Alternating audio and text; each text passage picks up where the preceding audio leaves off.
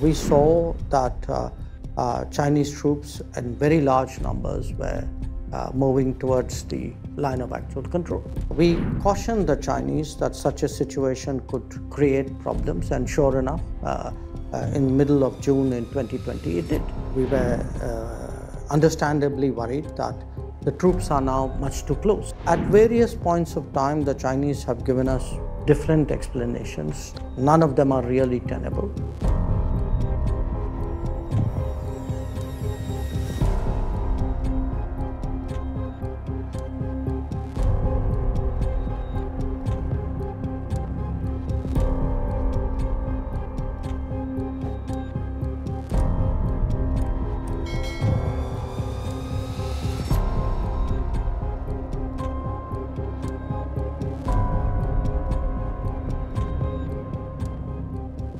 In 2020, when we were in the middle of our COVID lockdown, at that time, China actually had managed to get the first wave of COVID behind them.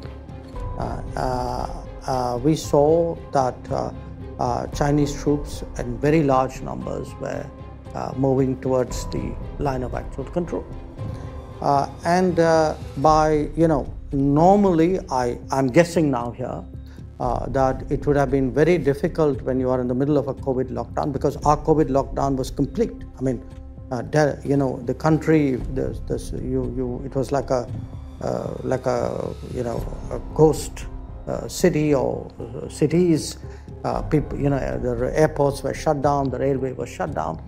So in the middle of all of that, we actually had to mobilize and counter deploy, which we did. And then we had a situation where we were understandably worried that the troops are now much too close.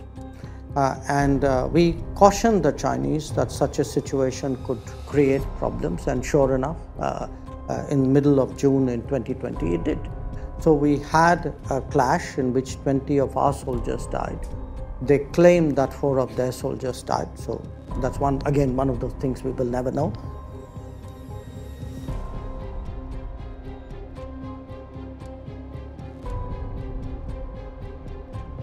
At various points of time, the Chinese have given us different explanations. None of them are really tenable.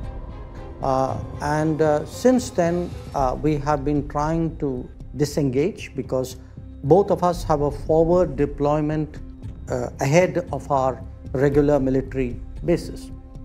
We have been partially successful. Out of maybe let's say 10 places, we would have resolved 7-8 of these forward deployments. There are still some we were discussing, but the basic problem, which is a very large number of troops are massed on the border in violation of agreements, continues. Now, what it has done is it has completely, in a way, impacted the relationship, because it's very hard to try to be normal with a country which has broken agreements and which has done what it has done. So if you look at the last 3 years, it's a very abnormal state. The contacts have been disrupted. Visits are not taking place. We have, of course, this high level of military tension. It has also impacted the perception of China in India.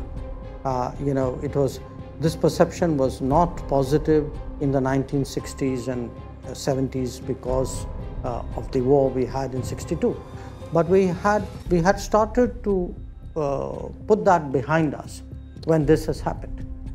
So I think there's both an immediate issue as well as a medium-term issue, possibly longer than medium-term issue out there. And if you have really the 2 biggest countries of Asia, of the world, with that degree of tension between them, it has consequences for everybody else.